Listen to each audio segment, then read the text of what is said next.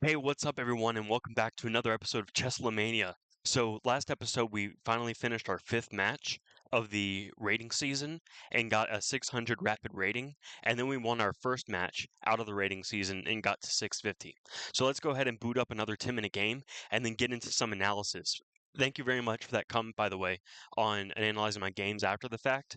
I will go ahead and do that as far after we do our first game right here. So this is against IMTGSK from India. I think since he put his knight out here, I think we can safely do the Caro-Kann, in my opinion. Although I'm not entirely sure if in the Retsy opening, if you can play the Caro-Kann or not.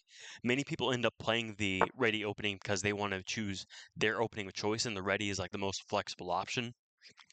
So he brought out the queen early, which is a very interesting concept. I'm not entirely sure of the reasoning behind it for him. I think what I would like to do is, I think bringing out a knight is relatively safe. So I will go ahead and bring out a knight. Although he might be trying to prepare an opening trap for me because at this, I feel like a lot of people, they bring out their queen early in order to get people into some sort of opening trap. Although we are at 600, maybe 700 range. So I'm not entirely sure if people are prepared this much in this ELO rating range, if people actually prepare a lot of opening traps. So let's see what he does next. So he brings out his knight early too, so he's definitely trying to plan some sort of opening trap for me. I think maybe what he's trying to do is sacrifice this knight, and then if I take with the pawn, take with the queen to try to fork my king and my rook if I move my knight out of the way. So if I move my knight up here, he might sacrifice the knight.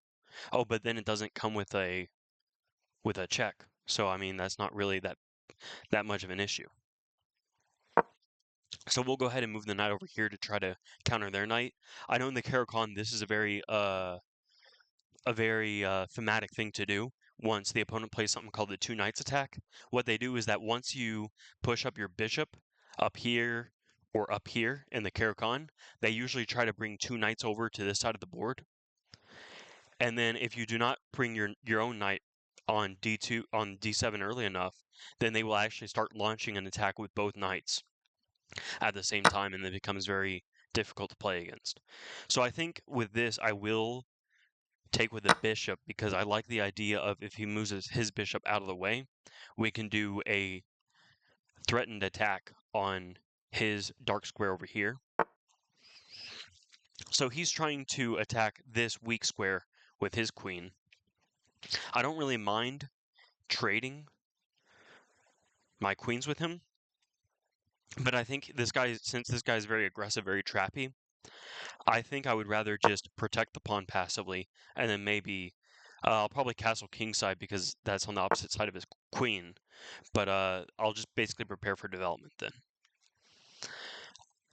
I'll go ahead and play a relatively solid structure, but still free up this space for my dark square bishop.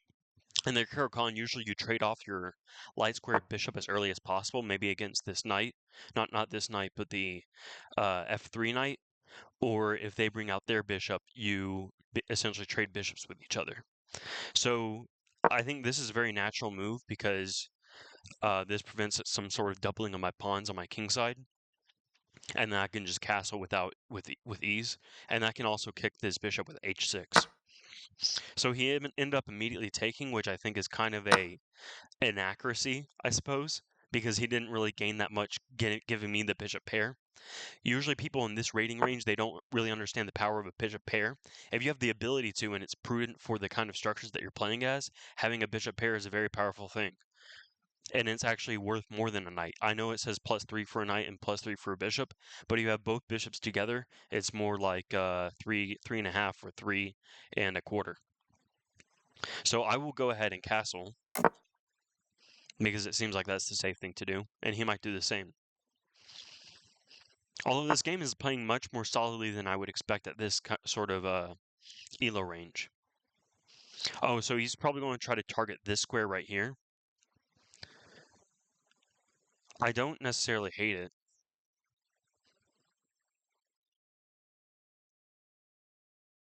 I think, I mean, he can't even go on this square with his knight because my queen's protecting it. And he doesn't have any major pawn weaknesses, so it's very difficult for me to make a plan here outside of a pawn break. I think what I want to do is I want to free out my light square bishop and then maybe free a file for one of my rooks. And I think the best way to do that is maybe to free up on this side because his queen is here. So I think I will go ahead and do a c5 push. And then if I need to, I can reinforce it with b6. Therefore, preventing this from being a weak square if I have to move my queen anywhere. And I can always have the bishop move, here for an attack or push up even further in order to do a pawn break. So then I can move my rooks because my rooks are far more developed than his is. This person is playing very well for a 600 elo, although I've never played a 600 elo, I suppose. So I will go ahead and I think taking might be a good option. But I think the best thing to do is actually to force a queen trade and then get a free pawn.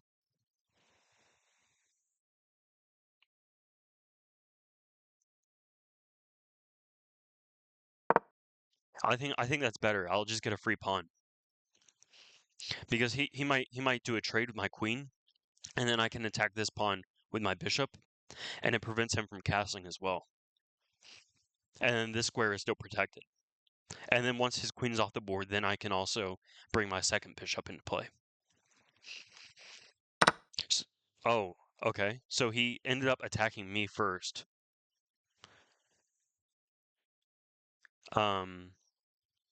I think what I should do.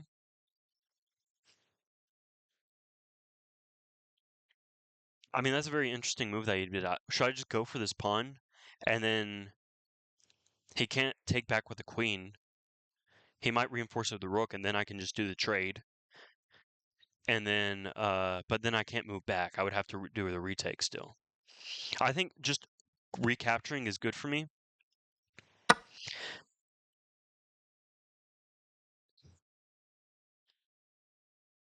I mean, he could take with his queen, however, but then I can attack his queen with at least with some tempo.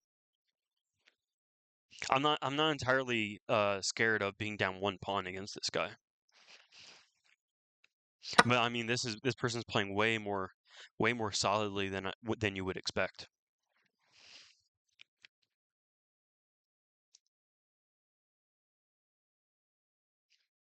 I don't want him to go back to the square because then he would basically have the pawn for free.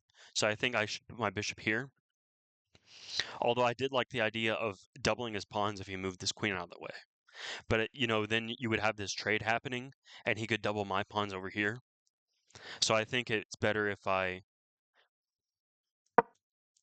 do one of these, and then he cannot go back to the same square. So he might, he'll move here, here, or there. I think those are the only three squares that he can actually go to. Oh wait, no, he can't go here. He can only go to these two squares. And then if he goes here, I can put this G6 idea up, and then he would have to move his queen, or else I can fianchetto my bishop for free.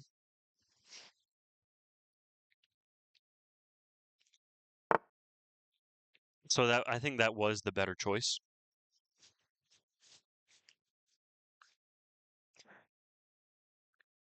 But I think me getting this pawn with the queen compared to the bishop I could take with the bishop, but then he can move his rook, and then my bishop would be pinned under my queen. So you have to think about these kinds of secondary effects when you're playing. About like, oh, I can take this free material, but if I take this free material, it might end up being more problems for me in the future.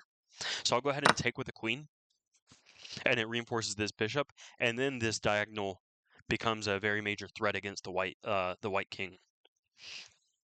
So he can't move his rook out. He has to basically move his rook here, unless, I mean, what he'll probably do is he'll probably move his rook here, and then I can give check to the king,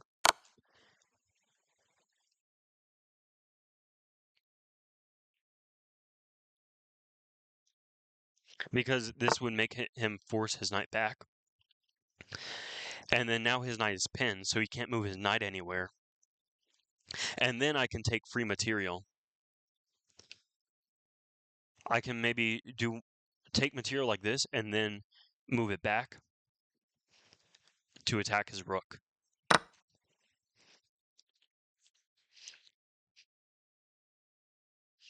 I mean, I think the only thing that he can do at this point is to move this pawn up in order to give him his king an escape square, or to move this pawn and give his king an escape square. But the dark squares are very dangerous. This is why in the Caro-Kann, your dark square bishop is usually much more powerful than your light squared bishop. So that's why you're not too worried about trading it off early, because usually you will find that your pawn breaks are on dark squares, and then also your queen and your dark square bishop in conjunction with each other is very powerful in the Caro-Kann. So now I think we're very comfortable and we'll probably win within a few moves. He ended up not moving, and so I think this is free material.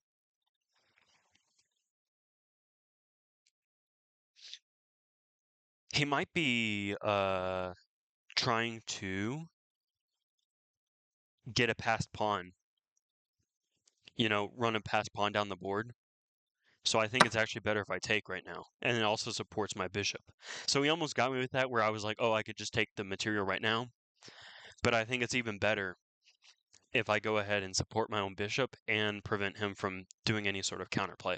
So now we are definitely winning. It'd be very difficult to mess this up at this point.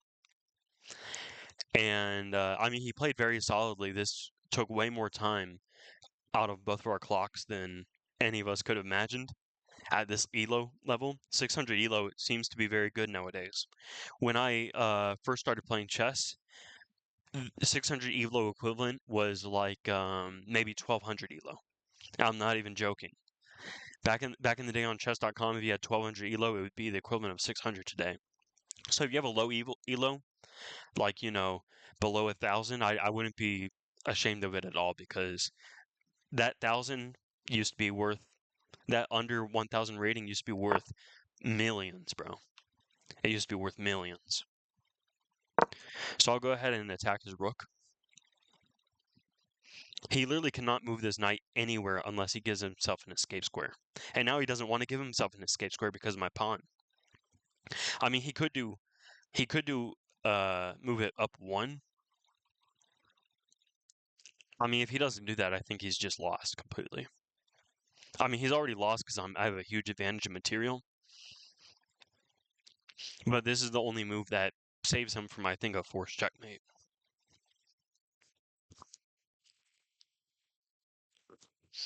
So let's see what Mr. IMTGSK does in this situation. He might resign, although it might not be likely.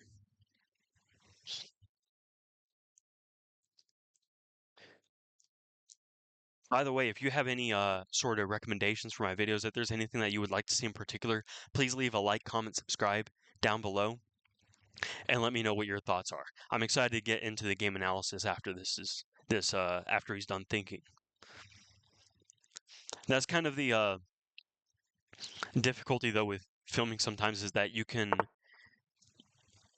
Ooh, that's a very interesting self-checkmate right there. All right, guys. So let's go ahead and see what the analysis says. So this is a site called chesssigma.com, and on this you can do a free analysis of your past games. So I'll go ahead and go on the previous game that we've been on. So let's see the accuracy rate. I had 85.9% accuracy. That's pretty good. I had one mistake in the game.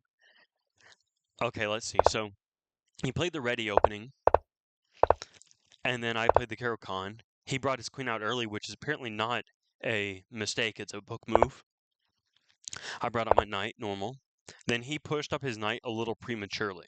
I feel like that was his first mistake, even though it says that this was an okay move, because you pushed up the knight and it's a pretty aggressive attack. But if you know this move in particular, and if you get some practice in the Caro-Kann, this becomes very natural. As soon as the opponent moves a knight within the right knight within the range, you immediately play this move pretty much every single time. And so this is definitely a mistake, if anything, because at best it's lost tempo, and at worst he trades his only active piece and helps me develop my own piece. So thank you, bro. So he moves his queen back to target the weak pawn. I played the best move, which was just conservatively defending the pawn. You usually don't want to just go ahead and push a pawn, because a wise man in chess once said, when you push the pawn, you can't push it back. And that's 100% true. So he opened up for his dark square bishop, probably maybe to attack me, maybe to do this lift and then attack me. I went ahead and I should have moved it up 2 squares to free up my light square bishop immediately, but I wasn't sure if this person was higher rated than his ranking actually was. So when that happens, I usually kind of go on a more defensive mode. And then apparently the computer thinks that doubling up these pawns is not scary at all, but I don't recommend it usually, unless you have a very good reason, or if it's in the Caro-Kann, you will have a lot of positions where you double up this pawn, but the trade back for it is that this rook becomes super active. So if you do like a kingside attack, it becomes like a very major part of the attacking ideas.